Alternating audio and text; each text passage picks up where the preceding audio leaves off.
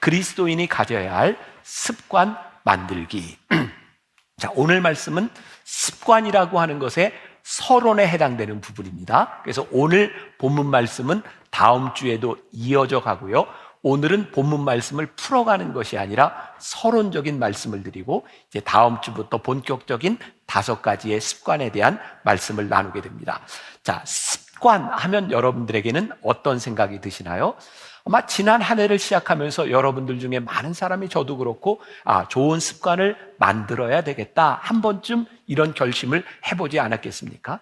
자, 저희 교회에는 목회자들에게 이런 습관이 있어요. 이건 여러분들에게도 도움이 될 것 같아요. 잘 기억하고 활용해 보셔도 좋고, 직장에 다니는 분이라면 오늘 설교는 여러분들이 많이 메모를 하고 가서 써먹어도 좋을 것 같아요. 제가 장담하건대 좋습니다. 제가 스스로 이렇게까지 얘기를 해야 되나요? 자, 그러니까 잘 기억하고 잘 적으세요. 자, 저희 교회에는 어떤 습관이 있냐면, 모든 목회자들이 한 해를 시작할 때 올 한 해 내 승리는 무엇인가, 승리를 정의하는 습관이 있어요. 이것은 누가 정해주는 것이 아니라, 담임 목사가 이거 해라 이런 것이 아니라, 올 한 해의 키워드를 가지고 나는 이것이 승리라고 생각한다는 아주 명확한 데피니션, 문장을 하나 만드는 거예요. 그리고 목회자들은 그 문장을 가지고 이 승리를 향해서 열심히 노력하고 6개월이 지날 시점, 6월 말쯤 우리는 모든 목회자들이 모여서 내가 정의한 승리를 가지고 자기 셀프 이밸루에이션을 해요. 나는 얼만큼 했습니다. 그래서 이밸루에이션을 하는데 목회자들 다 모여있는 데서 자기가 점수를 얘기해요. 나는 A 같습니다, B 같습니다, C 이렇게 이야기를 하는데, 거기서 끝나지 않고 이제 팀장 목사님들이 그 사람들에 대하여 내가 생각하기에는 B예요, C예요, 그리고 장점과 단점 이런 걸 다 얘기해 줍니다, 공개적으로. 여러분, 이게 지금 어떤 북한의 공개 비판 이런 거 생각하시면 안 돼. 분위기 좋습니다. 왜냐하면 우리가 이 시간을 통하여 성장한다고 생각하기 때문에 우리는 오픈해서 이런 것들을 다 얘기합니다. 그런데 기준이 있어야 되죠. 제가 이 기준을 만들게 된 이유는 앤디 스탠리 목사님이 쓴 성공하는 사역자들의 7가지 습관이라는 책을 보면서 우리도 이걸 좀 도입해야 되겠다 그랬어요. 근데 여기에서 성공이라고 하는 단어가 좀 거슬릴지 몰라요. 교회에서 무슨 성공? 사실 원 제목에는 이 성공이라고 하는 단어가 아니라 effective, 효과적인이라고 하는 말을 쓰고 있습니다. 우리들이 어떻게 효과적으로 이 일을 할 수 있는가? 자, 제가 여러분들에게 그런 도전을 드리고 싶어요.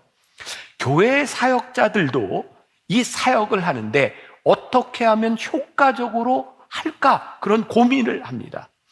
여러분들이 이 땅에 생명을 가지고 하나님께서 여러분들에게 생명을 주셨는데, 우리들에게 주어진 삶이 조금 더 이펙티브하게 효과적인, 효율적인 삶을 사는 것이 우리들에게 필요하지 않을까요? 그래서 이건 제가 우리 목회자들에게 4개의 카테고리로 제가 이렇게 이걸 기준으로 해라, 이건 제가 만든 거예요. 어떤 기준을 가지고 있냐면, 첫 번째, 우리들이 하고 있는 일이 얼마나 창조적인가. 두 번째, 내가 이 창조적인 일을 지속적으로 하고 있는가. 그리고 이 지속적인 일이 효율적인가. 그리고 네 번째, 우리가 하는 일에 대하여 우리는 개방적으로 사람들에게 나를 오픈하고 있는가. 그래서 제가 4가지 카테고리를 줍니다. 창조성, 지속성, 효율성, 개방성. 우리 교회 사역자들은 이 기준을 가지고 매해 우리들이 성공하는 사역의 7가지 습관이라는 책에서 힌트를 얻어서 이런 일을 합니다. 여러분들에게도 좀 적용이 되면 좋겠다. 이왕 하나님께서 우리들에게 주어진 이 인생을 그냥 살아가는 것이 아니라 효율적인, 우리들이 잘 살아가는 그런 습관을 가졌으면 좋겠다는 거예요. 자, 우리 교회 묵상팀에서 한 분이 오늘 설교 원고를 읽고 이런 피드백을 주었어요. 어렸을 때는 본인이 학교에서 이런 습관, 어학을 열심히 해야 되겠다, 매일 뭐를 해야 되겠다 이런 생각을 했고, 직장에 가서는 또 그런 습관을 가지고 살았다는 거예요. 예수를 믿기 시작하면서 늘 나는 예수를 잘 믿기 위해서 이런 신앙생활을 해야지, 그런 결심을 했다는 거예요. 좀 읽어드릴게요. 그러니 지금은 매년 신앙을 위해 나의 습관을 점검하고 다시 세우고 하는 과정이 반복이 계속되는 것입니다. 갑자기 콩나물을 키우는 생각이 났습니다. 물을 엄청나게 쏟아부어 다 흘러보내지만 그래도 콩나물은 자라납니다. 나는 콩나물이 되고 흘러보내는 물은 매일 듣는 말씀과 기도와 큐티 정기적으로 나누는 묵상 나눔이 될 것입니다. 세상에 그렇게 많이 하고도 나는 이것밖에 성장하지 못했네 라고 생각하기보다는 와우, 하나님 덕분에 나 참 괜찮아졌어 라고 생각하는 내가 되면 좋겠습니다. 그러니까 제 마음에 그런 생각이 드는 거예요. 저도 그렇고 여러분들도 그렇고 우리가 결심한 것을 그렇게 다 살아낸 그런 능력이나 그런 자신 우리 없잖아요. 그런데 우리가 이렇게 결심하고 살아간 한 해를 이렇게 돌아보면서 적어도 하나님께서 그래, 너 수고했어. 그래, 괜찮아. 라고 말하실 수 있으면 좋겠다. 그냥 되는 대로 살아가는 인생이 아니라 우리들이 어떻게 하나님 앞에서 좋은 습관을 좀 만들어 갈 수 있을까? 자, 오늘부터 제가 여러분들에게 이야기하는 이 습관은 어떤 행동에 대한 애티튜드에 대한 부분이 아니고요. 사실은 우리들의 성품, 거룩한 성품에 대한 부분입니다. 자, 오늘 말씀 가운데 제가 여러 책 인용을 하고 이야기를 하는데 제가 이 책 제목과 이 저자의 이름을 밝히는 이유는 이제 제가 공적으로 이렇게 설교를 할 때 어떤 그 표절에 대한 문제들도 있고 그래서 제가 하는 말과 다른 데 인용하는 걸 정확히 밝히기 위함이에요. 그리고 오늘 제가 얘기하는 이 책들 가운데는 진짜 좋은 문장들이 많이 나와요. 제가 지난주에도 얘기했지만 여러분들 복 받은 사람이에요. 제가 책을 다 읽고 엑기스만 이렇게 다 이야기해드려요. 그래서 사람 이름이나 이런 건 기억하지 않아도 돼요. 그런데 좋은 요 문장들, 글들을 오늘은 여러분들이 좀 잘 기억하면 좋을 것 같아요. 자, 찰스 두히그라고 하는 사람이 습관의 힘이라고 하는 책을 썼는데 우리는 습관 덩어리다 이런 말을 해요. 습관이 우리를 지배한다는 거예요. 습관은 어떤 시점에서는 의식적으로 우리들이 결정하는 것이지만 나중에는 생각조차 하지 않으면서 내 삶에 계속 반복적으로 나타나는 거예요. 그러니까 습관이 우리를 지배한다는 거죠. 또 이 찰스 두히그는 핵심 습관이 우리의 삶을 바꾼다 그랬어요. 핵심 습관. 그러니 우리들의 삶도 핵심 습관이 우리를 바꾸어 나가는데 우리들에게 좋은 경건한 신앙의 습관이 생긴다면 우리의 삶이 바뀌어지지 않겠어요? 우리가 수십 년 예수를 믿는데 예배를 드리는데 도대체 우리가 바뀌지 않아. 우리들이 그런 인생을 사는 것이 아니라 핵심 습관이 우리를 경건하게 바꾸어 나간다면 이건 우리들에게 정말 중요한 일이 아니겠는가. 또 윌리엄 제임스라고 하는 사람이요, 심리학의 원리에서 참 중요한 말을 했어요. 습관이 우리를 지배한다는 이야기인데 이런 예를 들었어요. 우리가 물길이라는 말을 하잖아요. 물이 이렇게 흘러가면 물이 길을 만들어요. 그리고 물이 계속 흘리면 그 물길이 계속 이렇게 넓어지게 되어 있죠. 근데 어느 날 물이 멈춰서요. 그럼 물이 다 빠져요. 근데 다시 물이 흐를 때는 그 물이 어디를 따라 흐르냐면 자기가 만든 물길을 따라 흐른다는 거예요. 그러니까 습관이 우리들에게 왜 중요하냐면 우리들이 습관적으로 우리들이 살아간 것 같은데 어느 날 내가 하는 모든 행동을 보니 어떻게 해요? 내가 했던 습관을 따라 지금 하고 있는 거예요. 그러니까 우리들이 어떤 핵심 습관을 가지느냐는 것은 굉장히 중요한 일이죠. 여러분들과 함께 나누려고 하는 이제 내일부터 5개의 습관은 지지난해에 우리들이 오스왈드 챔버스의 주님은 나의 최고봉을 묵상할 때 오스왈드 챔버스가 거룩한 습관 5가지를 이야기했는데 그걸 가지고 제가 말씀을 풀어나가게 될 거예요. 5가지 제목이 아주 흥미롭습니다. 그럼 뭐 기억 안 하셔도 돼. 매주 하나씩 할 거니까 한번 보고 갑니다. 첫 번째, 습관을 가지지 않는 습관 가지기. 이거 흥미로울 것 같아요. 어떻게 생각하세요? 그렇다고 대답하세요. 네, 흥미로울 것 같아요. 두 번째, 선한 양심을 갖는 습관 만들기. 또 세 번째, 동의할 수 없는 것을 반기는 습관 만들기. 네 번째, 시련에 대항하는 습관 만들기. 5번째, 부요함을 소유하는 습관 만들기. 조금 전에도 이야기했던 것처럼 이 습관이라고 하는 것은 우리들의 어떤 삶의 이런 태도에 대한 부분이 아니라 우리들 성품에 대한 부분들을 다루게 될 것이라는 이야기예요. 자, 여기서 우리들이 또 하나 구분해야 될 것, 습관과 버릇의 차이를 좀 구분하면 좋겠다. 자, 습관이라고 하는 것은 뭐냐면 학습이나 경험이나 훈련에 의해 우리의 몸에 밴 행동을 습관이라고 이야기하고요. 버릇은 무의식적으로 목적이나 의도 없이 했던 행동들이 우리들의 몸에 밴 것이 버릇이에요. 그러니까 여러분들이, 저도 그렇고 한번 점검해 볼 필요가 있어요. 지금 내가 하고 있는 이 행동들이 버릇인가 습관인가? 그리고 오늘부터 우리들이 나누는 이 말씀을 통하여 우리들이 거룩한 습관을 만들자고 하는 것은 의식적이고 의도적이고 훈련을 통해 만들어지는 거예요. 그러니까 우리들이 이 훈련에 들어간다고 하는 것은 우리 신앙에 굉장히 유익한 것이 될 것이고요.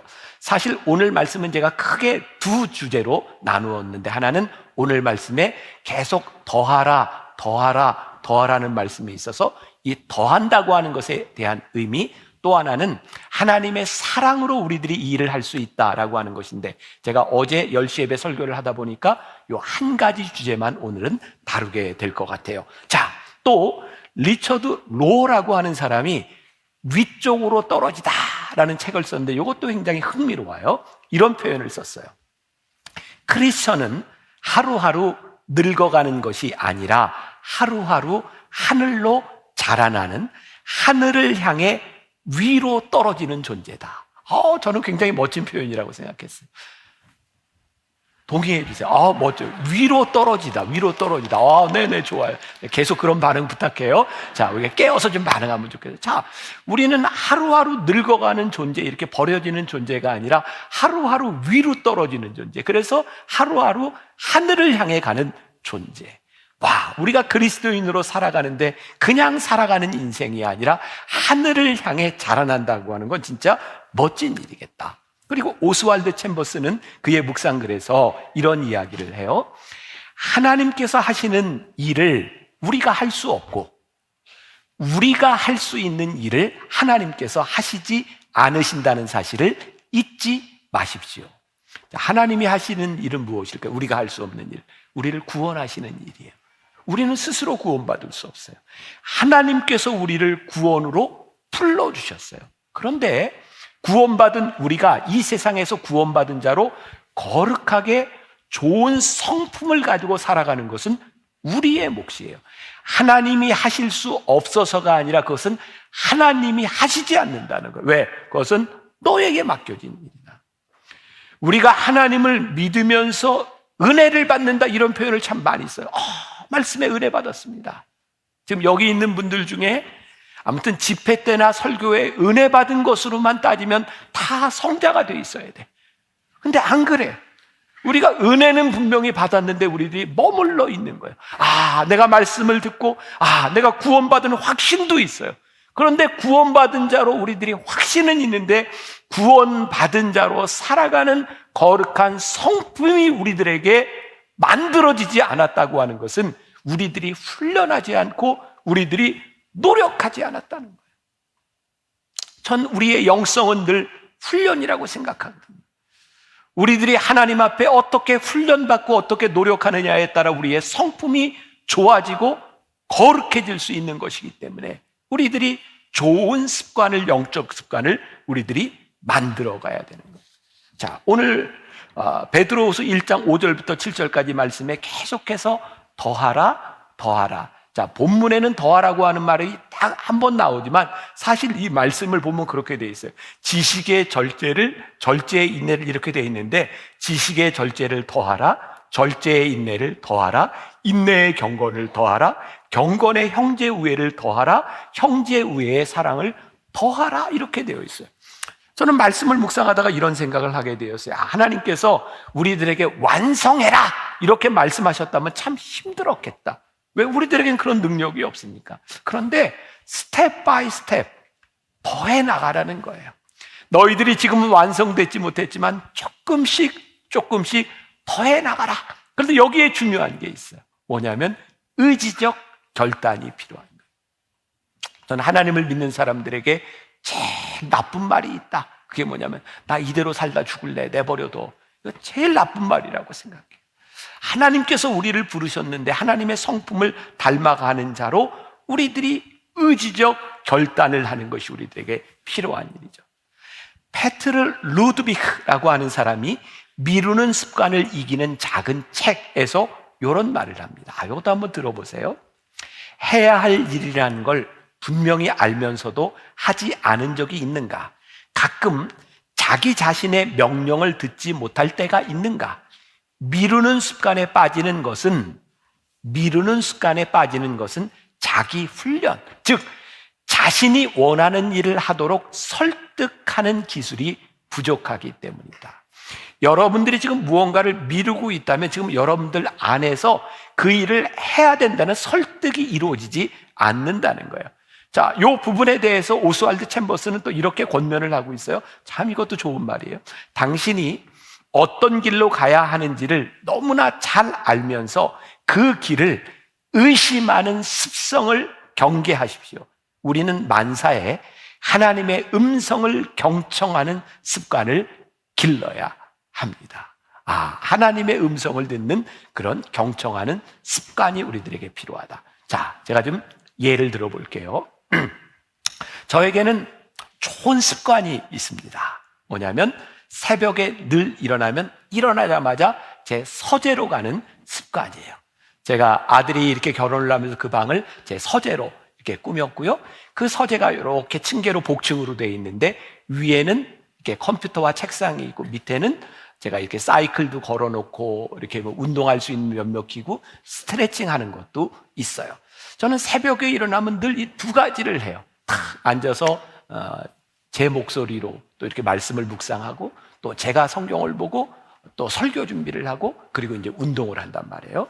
근데 요 한 주 동안 제가 잠을 갑자기 잘 못 자요. 여러분도 그런 때 있죠. 갑자기 이렇게 불면증처럼. 제가 요 한 주간이 그래요. 뭐 도대체 잠이 잘 안 와요. 근데 이제 며칠 전입니다. 너무 잠이 안 와서 이거 뭐 도대체 어떻게 할 수가 없어요. 그래서 잠을 잘 자는 방법이 설교 듣는 거잖아요. 그죠? 그래서 제가 여러 목사님들의 설교를 이렇게 쫙 듣다가 잠이 들었어요.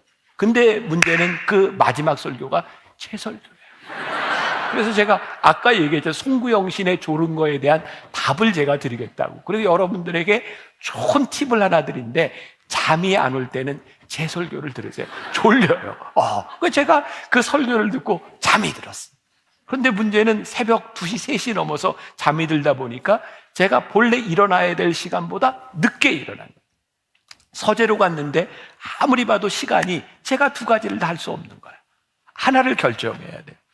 제가 위에 책상으로 올라가서 묵상하고 이렇게 그걸 하고 이제 나갈 것이냐 아니면 운동을 할 것이냐. 근데 제가 어제 이 설교를 했더니 제 아내가 상처를 받았대요. 아니, 목사가 이 거룩한 습관에 대해서 얘기를 하면서 그런 얘기를 왜 하냐고. 제가 그날 제 의지적인 결단으로 저를 설득한 게 뭐냐면 묵상이 아니고 운동이었거든요. 그래서 교인들 상처받는다고 어떻게 목사가 그런 얘기를 하냐고. 근데 제가 그렇게 결정을 하게 된 이유가 있어요. 사실은 요즘 제가 이제 건강검진도 하고 하면서 제 몸의 수치가 이렇게 많이 안 좋아요. 이거 내가 목회를 내가 잘 끝까지 열심히 하려면 내가 이거 잘 관리를 해야 되겠다. 그러니까 제가 어떤 믿음이 없거나 제가 아주 나쁜 목사, 아주 뭐 이상한 세속적인 목사라가 아니라 제가 지금 목회를 하는데 제 속에서 의지적으로 저에게 결단이 되어지는 게 뭐냐면 지금은 제 몸을 잘 관리해서 목회를 잘 할 수 있도록 저를 만들어야 된다라고 하는 의지적 결단과 설득이 제 안에서 일어난 거예요. 여러분, 가만히 보면 우리들의 삶에 우리들이 하는 모든 행동이라고 하는 것은 내 속에서 설득되어지는 일을 하는 거예요. 근데 만일 여러분들이 그렇게 행동을 하지 않는다면 여러분들은 버릇에 따라 살아가는 것이죠. 그런데 일반적인 습관이나 이 영적인 습관이나 우리들이 설득되었을 때 우리들이 움직이는 것은 분명한데 오스왈드 챔버스의 이야기가 참 좋은 게 뭐냐면 우리 하나님의 사람들은 하나님의 음성을 경청하는 습관에 의해서 우리들의 삶을, 우리들의 행동을 움직이게 되어 있다는 거예요. 저는 하나님께서 여러분들에게 맨날 그런 음성을 들려주신다고 생각 안 해요. 너 매일 교회 가서 예배해라, 기도해라. 저는 제가 믿는 하나님은 그런 하나님이 아니세요. 때때로 우리들에게 너 그렇게 예배만 드리는데 너 가정에 충실해야 되지 않겠니? 내 자녀들에게 네가 관심을 가져야 되지 않겠니? 성령께서 우리들에게 그렇게 말씀하실 수도 있고, 네가 일하는 직장에서 네가 하나님의 사람으로 네가 어떻게 살아가야 되는지 너를 좀 돌아봐야 되지 않겠니? 하나님은 우리들에게 어떤 순간에 어떤 말씀으로 어떤 필요한 것으로 우리들에게 말씀하실지 몰라요. 문제는 우리들이 그 하나님의 음성을 경청할 때 그 순간에 우리를 인도하시는 하나님의 음성을 따라 우리들이 살아갈 수 있는 거예요. 자, 예를 들어봐요. 하나님의 음성을 경청하면서 우리들이 살아간다는 것과 그냥 살아가는 것의 차이는 무엇인가? 지난 25일 날 저희 교회 이제 크리스마스 예배를 드릴 때 우리 청년들 콰이어 참 좋았죠. 청년들 너무 좋았어요. 그리고 또 우리 여자 청년 하나가 이렇게 빨간 옷을 입고 혼자 이렇게 노래하던 청년이 하나 있어요. 기억나세요? 네. 근데 그 청년이 뮤지컬 배우거든요. 그런데 이게 저하고 이야기를 하다 보니까 요즘 제일 핫한 뮤지컬과 영화 중에 하나가 안중근 의사의 그 영웅이라는 그 뮤지컬인데, 이 청년이 그 뮤지컬 영웅에서 여자 주역을 맡았어요. 그러니까 이제 저한테 목사님 오세요. 그래서 제가 뮤지컬 영웅을 보러 지난주에 간 거예요. 그 영웅 뮤지컬을 보면서, 이 뮤지컬은 물론 다른 뮤지컬들도 되게 주인공 중심으로 돌아가지만 이건 진짜 철저하게 안중근 중심의 뮤지컬이에요. 다른 사람들은 별로 중요하지 않아요. 완전히 안중근 중심이에요. 근데 저는 뮤지컬을 보는 내내 설이가 보이는 거예요. 여자 주인공 설이가 언제 나오나? 설이가 노래를 얼마나 잘하나? 그 연기를 얼마나 잘하나? 저는 설이만 보여요. 그리고 이제 뮤지컬을 마치고 이제 백스테이지에서 이제 우리 이제 청년을 만나서 이야기를 하는데, 그 청년이 저를 보죠. 목사님, 오늘 제가 목소리 상태가 안 좋아서요. 이게 노래하는 내내 목사님 와 있는데. 그리고 이 청년이 사실은 이 영웅이라고 하는 뮤지컬로 상도 받은 정말 많이 이렇게 노래를 하는 친구예요. 근데 그 순간 저에게는 우리 교회 청년만 보이고, 그 청년은 뮤지컬을 공연하며 우리 교회 담임 목사님이 왔지를 생각하는 거예요. 말씀을 이렇게 준비하며 묵상하다가 그냥 그런 생각이 나서, 하나님, 우리가 성령님의 음성을 경청한다고 하는 것은 무엇일까요? 우리들의 일상에 수없이 많은 일들이 동일하게 모든 사람들에게 다 펼쳐지고 있지만, 그 순간 성령님께서 우리들에게 말씀하시는 것을 듣는 것이 경청이 아니겠습니까? 성령님의 음성이 우리들에게 들리기 시작할 때 우리가 그 말씀을 따라 살 수 있지 않겠습니까? 그래서 우리들에게 그 습관을 가지라는 거예요. 어떤 습성? 하나님을 의심하거나 내 맘대로 살아가려고 하는 습성이 아니라 만사에 하나님의 음성을 경청하는 습관을 가지십시오. 자, 오늘 말씀 베드로후서 1장 5절부터 7절까지 보니까 이렇게 되어 있어요. 그러므로 너희가 더욱 힘써 너희 믿음의 덕의 지식을, 지식의 절제를, 절제의 인내를, 인내의 경건을, 경건의 형제 우애를, 형제 우애의 사랑을 더하라. 자, 이 말씀은 이제 다음 주에 나눌 거고요. 5절이 이렇게 시작하는 거예요. 그러므로. 자, 여러분들이 말씀을 묵상할 때 좋은 습관을 하나 가져야 되는데, 그게 뭐냐면 말씀을 묵상하는데 그러므로, 그래서, 그러나 이런 말이 등장하면 이 말씀을 잘 이해하기 위해서 전 구절로 들어가야 돼요. 그러므로, 그러면 왜 그러므로인지를 알아야 되는 거죠. 그래서 4절로 돌아가 봅시다. 자, 4절. 베드로후서 1장 4절. 이로써 보배롭고 지극히 큰 약속을 우리에게 주사 이 약속으로 말미암아 너희가 정욕 때문에 세상에서 썩어질 것을 피하여 신성한 성품에 참여하는 자가 되게 하려 하셨느니라. 그러므로 이렇게 더하라를 말씀하고 있는 거예요. 이렇게 우리들이 좋은 습관을 가져야 되는 이유가 뭐냐면 거룩한 신성, 거룩한 하나님의 성품에 참여하기 위하여 더하라는 거예요. 이 NIV 영어 성경에 보니까 이 부분이 이렇게 표현이 됐어요. Make every effort to add. 이것을 더하기 위하여 뭐 하냐면 effort, 노력하라는 거예요. 힘쓰라는 거예요. 이것이 저절로 되어지는 것이 아니라 의지적 결단을 통하여 이것이 이루어지는 일이라는 거예요.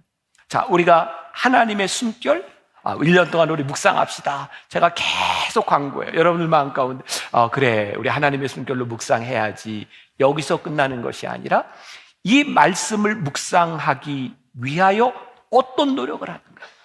우리들에게 어떤 정해진 시간, 어떤 정해진 장소, 그리고 이 말씀을 듣기 위해서 그냥 되는 대로 내가 찾아가서 들을 수도 있지만 제가 여러분들에게 구독을 누르라. 이유가 뭐예요? 그 시간이 되면 딱 들 수 있도록 노력하라는 거예요. 의지적 노력과 의지적 결단이 없이 이것은 그냥 흘러가는 거예요. 그러니까 이 하나님의 숨결만을 이야기하는 것이 아니라 여러분들의 삶에 거룩한 신성에 참여하기 위하여 거룩한 성품을 가지기 위하여 우리들이 습관을 만들어야 되겠다라는 결심이 생겼다면 의지적 결단을 하라는 거예요. 그렇지 않으면 우리들이 그냥 흘러가는 시간을 살 수밖에 없는 거예요. 가장 중요한 문제, 우리들에게 의지가 없는 이유는 무엇일까? 결국 더해 나간다고 하는 것은 우리들의 의지적 결단에 대한 문제인데 챔버스는 아주 멋진 표현을 하나 했거든요. 의심하는 습성. 근데 사실 의심하는 습성이라고 하는 이 의심은 무지 때문에 일어나는 것이 아니라 두려움 때문에 우리들에게 일어난다는 거예요. 내가 이렇게 살아도 내가 이 세상에서 경쟁력이 있을까? 내가 이렇게 사는 게 옳은 일일까? 이거 견적이 나오는 일인가? 그런데 의심하지 말라는 거예요. 두려워 말라, 놀라지 말라. 이 다크 핑거라고 하는 필명으로 이렇게 활동을 하는 사람인 것 같은데 그 인터넷에 떠올라 있던 글을 보게 되었어요. 이런 얘기를 하더라고요. 사람들은 참 아무것도 아닌 일에 두려움을 가질 때가 많다. 예를 들어서 어렸을 때 아이들이 주사를 맞을 때 주사 바늘을 보고 굉장히 무서워하는 것. 여러분들 요즘 이제 제일 많이 맞은 게 백신이잖아요. 코로나 백신. 근데 사실 내가 맞을 때 무서운 게 아니라 남이 맞는 거 보는 거 참 무섭지 않아요? 그냥 여기다 대고 그냥 쿡 찌르잖아요. 근데 맞아보면 별거 아니에요. 그죠? 네. 그래. 별거 아닌데, 맞아보면 별거 아닌데. 이게 다크핑거라고 하는 이 필명을 하는 사람이 이런 또 얘기를 해요. 우리들에게 그냥 굉장히 어지러진 그런 집안에 들어가서 청소를 해야 되겠다 생각하면, 이걸 어떻게 하지? 근데 막상, 이게 부대를 하나 딱 잡고 큰 거부터 몇 개 집어넣고 나면, 그거 별거 아무것도 아니라는 거예요. 사실 우리들에게 찾아오는 두려움은 실체가 있는 것이 아니라 우리들 속에 있는 염려와 걱정들인 거예요. 걱정을 주의하라는 거예요. 왜? 두려워 말라. 염려하지 마라. 우리들이 하나님의 음성을 듣고 살아가는 사람들인데 이 두려움과 걱정 때문에 아무것도 하지 못하는 사람이 아니라 하나님을 의지하며 우리들이 발걸음을 내드리라는 거예요. 그래서 오늘 사실 이 전체 설교 중에 제일 멋있는 문장 하나예요. 이건 오스왈드 챔버스가 쓴 글인데 감동해 주세요. 네. 지나온 다리를 태워버리십시오. 주께서 말씀하신 일을 불가피한 일로 만드십시오. 여러분, 지나온 우리 일, 지나온 다리를 태워버리십시오. 주님께서 여러분들에게 주신 성령의 음성, 성령님의 음성에 경청할 때 그 말씀을 불가피한 일로 만드십시오. 우리들이 믿음으로 우리들이 그 일을 행할 수 있도록 불가피한 일로 만드십시오. 저는 오늘 말씀을 쫙 준비하다가 이런 표현을 생각해 보세요. 그렇구나. 우리들에게 있는 가장 큰 문제가 두려움, 또 하나는 제가 제 표현에 의하면 신중함이라는 가면을 쓰고 사단이 우리들에게 그런 마음을 주는구나. 우리 신중해야 돼. 근데 생각해 보니까 사실은 그게 두려움인 거예요. 신중해야 돼. 생각해야 돼. 근데 그 정체를 가만히 보면 우리 가운데 두려움이 있다는 거예요. 여러분, 두려워하지 마십시오. 놀라지 마십시오. 하나님께서 우리들에게 음성을 주시고 새롭게 2023년도를 시작하면서 이렇게 가라고 우리들에게 말씀하실 때 담대하게 순종할 수 있는 믿음을 가지고 발걸음을 내디디십시오. 그때 우리들에게 새로운 습관, 영적인 습관, 거룩한 성품을 우리들이 가지게 될 것입니다. 제가 가끔 여러분들에게 그런 고백하잖아요. 제가 은혜를 받고 난 후에 제 인생에 가장 달라진 게 무엇인가? 은혜를 받고 났더니 내 인생이 내 맘대로 되는 게 아니더라고요. 누가 인도하세요? 하나님이 인도하세요. 그때부터는 제 삶에 이거 하나님이 인도하시니까 just do it 하는 거예요. 하나님이 원치 않으시면 막으시잖아요. 하나님이 원하시면 하게 하세요. 그러니까 우리가 성령님의 음성에 귀를 기울이고 경청하면 우리들에게 용기가 생기는 거예요. 왜? 막으시면 안 하면 되잖아. 문제는 우리들이 음성을 들으려고 하지 않으니까, 하나님의 인도하심을 보려고 하지 않으니까 늘 두려움 가운데 신중함, 두려움의 가면을 쓰고 신중함이 우리들에게 찾아옵니다. 여러분, 지나온 날들 다 태워버리십시오. 하나님께서 오늘 여러분들에게 주시는 마음을 불가피한 것으로 만드십시오. 그리고 우리들이 지금 무엇을 하나 완성하는 사람들이 아니라 더하십시오. 이것 하나 더해 나가는 거예요. 아주 작은 일 하나 스텝 바이 스텝 음성을 들으며 우리들이 순종하기 시작할 때 올 한 해 우리들에게 거룩한 성품이, 습관이 만들어질 줄 믿습니다. 우리 소원이라고 하는 찬양 같이 부르면서 여러분들의 소원이 되었으면 좋겠어. 작은 것 하나, 이것이 저에게 소원입니다.